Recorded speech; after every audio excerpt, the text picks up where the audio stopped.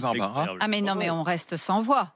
On reste sans voix. C'est-à-dire que après, on vient nous expliquer qu'il y a de la défiance en France, que les gens n'ont pas confiance en la justice, que les gens n'ont pas confiance dans, entre guillemets, on va mettre en guillemets, les élites, etc. Mais quand on voit des décisions pareilles, le Français de base, qui a bossé toute sa vie, qui a payé ses impôts, qui est modeste, parce qu'on voit que ce monsieur, il est modeste, il en est obligé de vendre sa maison pour payer l'EHPAD, parce qu'effectivement, on sait ce que ça coûte les EHPAD.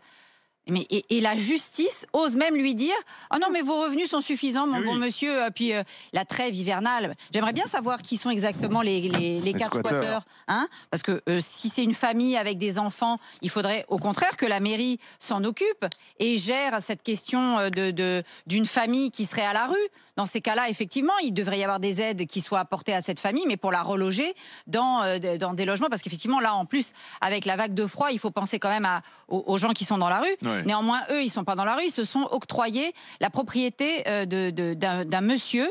Et maintenant, la justice leur donne raison. Moi, je vous dis, tout ça, c'est mis bout à bout.